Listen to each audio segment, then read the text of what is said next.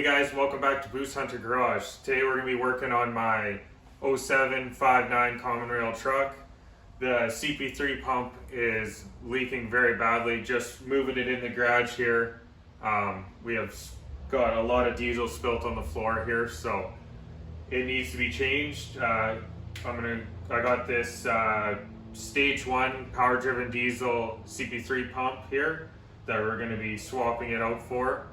And also, I was told, because I just got this truck, but one of the studs is stripped out of the case, so I need to find out which one that is, and we're gonna have to fix that. Hopefully, that's not too bad of a fix that we can just drill and tap it.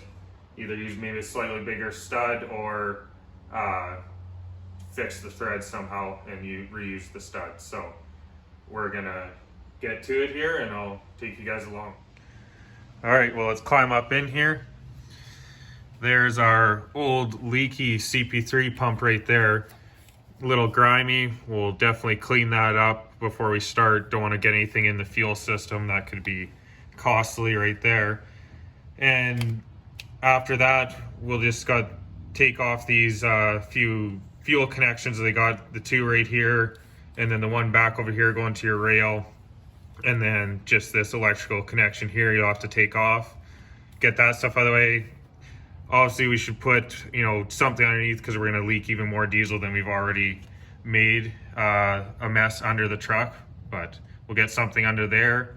And then it's kind of hard to show the front cover here, but on front there's a cover, another cover there that you can, I believe, is a 3/8 drive. So just off a ratchet, you can spin that plug out, and then you'll be able to access the nut on the front of the CP3, which I believe is 27 mil. We'll double check that once I get there. You'll take the front nut off there, and should be a lock washer there. Got to be careful taking that out. You don't want to drop that down, but when we get to that, we'll kind of cover that more, and we'll have to probably put a strong arm or something onto the front of the crank there to keep it from turning over when we go to break that nut loose. But when we get there, I'll show you a bit more. I'll get some of this done and catch back up with you guys. Waste my time. Don't say I never told you. Go, get out of my mind. I refuse to be a soldier. Waste my time. Don't say I never told you. Go, get out of my mind. I refuse to be a soldier. Waste my time. Don't say I never told you. Go, get out of my mind. I refuse to be a soldier.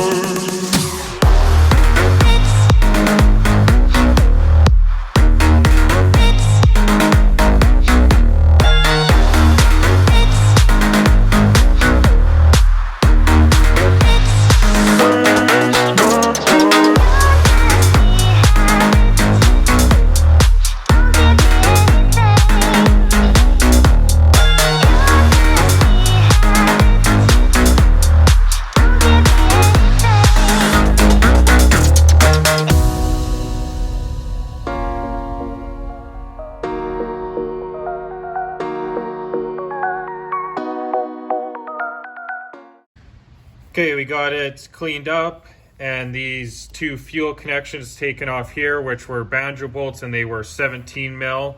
Just popped those out there for focus, and then took this fuel line from here to the rail off. I took it off there and back there. I just used a crescent wrench on that, and then took off the electrical connection here. And I guess now you can kind of see that I got the belt off. Down there is that cover or plug, whatever you want to call it, that you'll just spin that out and allow you access to the front nut there on the CP3. And I also forgot to mention the 3 nuts that you're gonna have to get off on the back of the CP3 here. They're just on studs that are in the back of the case here, which I mentioned before. One of these is stripped out and we're gonna have to try fix that. I'll take you over and show you on the new pump just like where those 3 are located.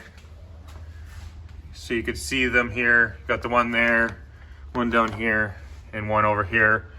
And I believe those are 13 mil. But once I get to those, I'll let you know. First, before I crack those, I'm gonna get that front nut off there, and then I'll remove those and we'll get back with you.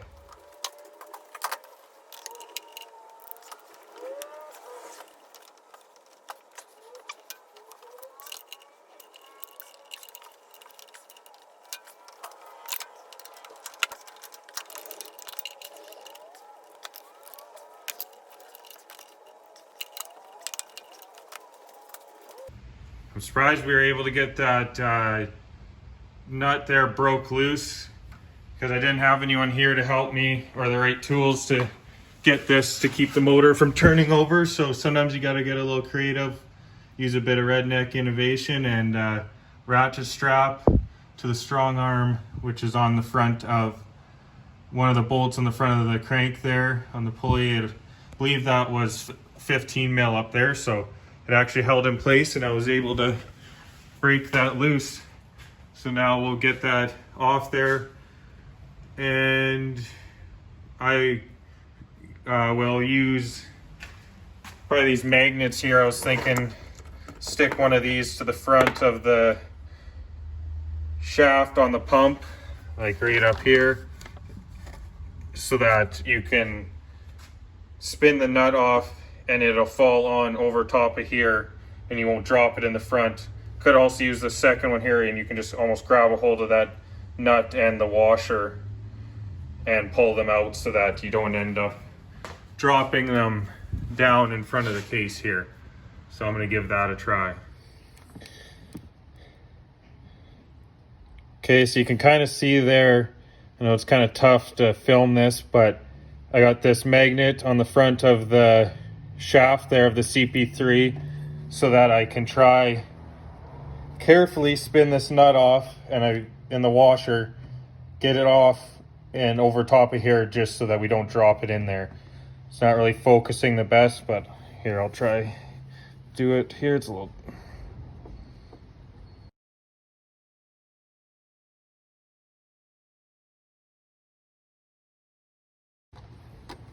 So there, we got the nut there, and I might grab this other magnet where that washer's on there, so just gonna pull this away.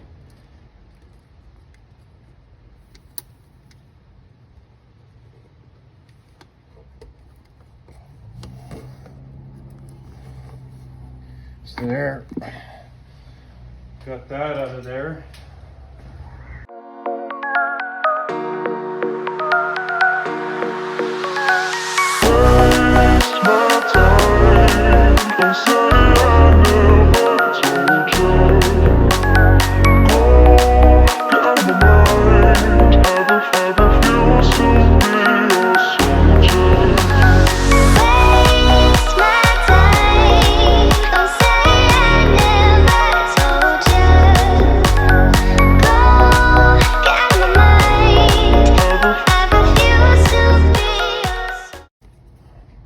There you can see the washer on there.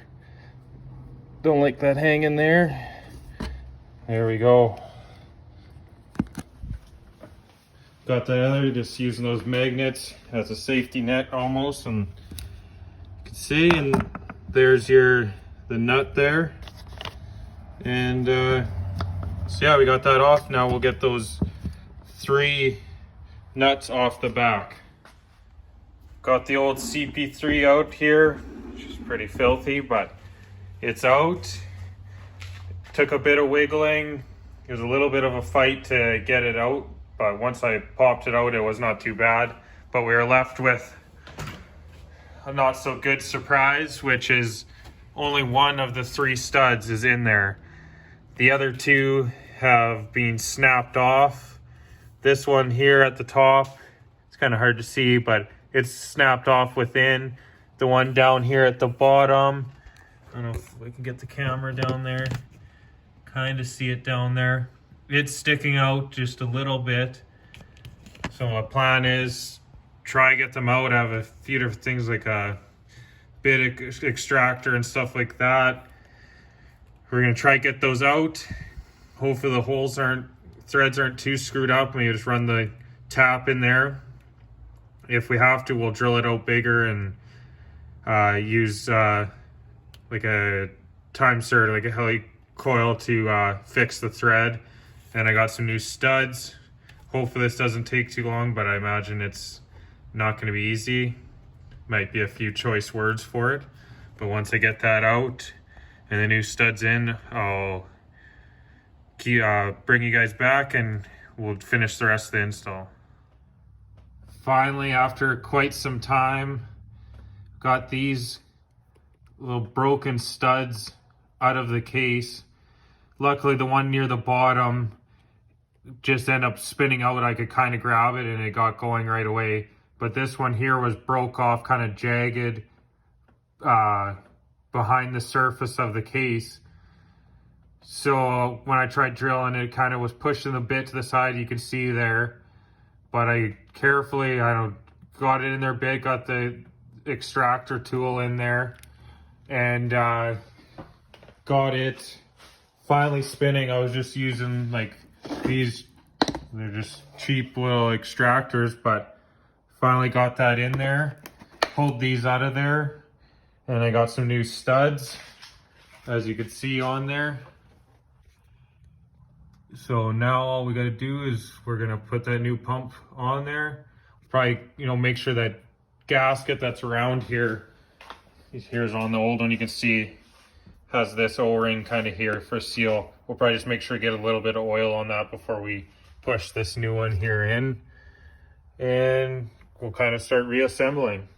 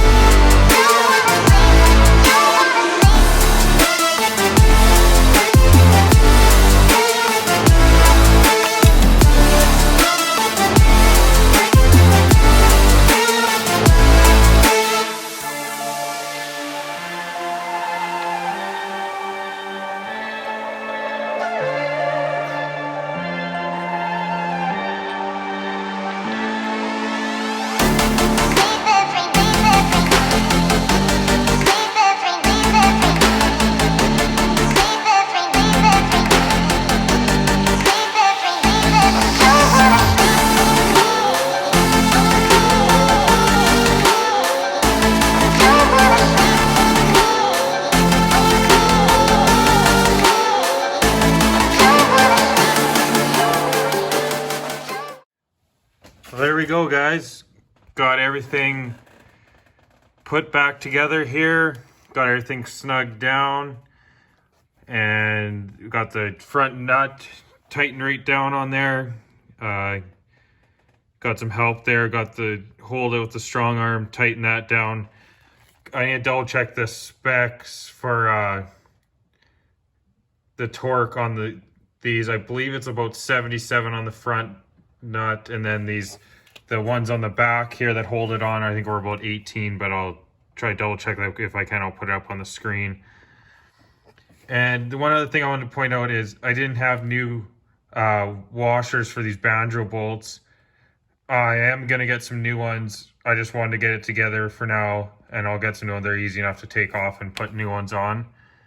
But now all that's left is to fire this thing up and see if we have any leaks. If not, we'll be good to go.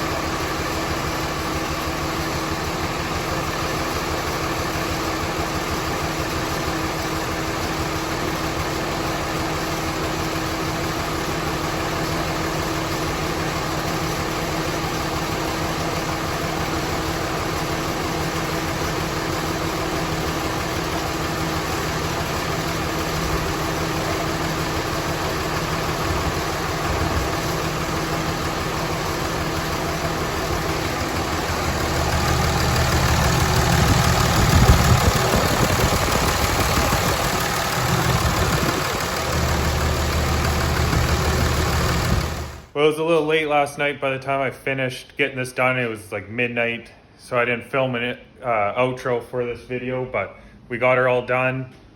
It went pretty good. If it wasn't for those broken off studs, it would have been a pretty quick, simple fix. But we got those out after a while. I was pretty pumped when I got that out. And now it's ready to go. Been driving it around. Everything seems good, no leaks.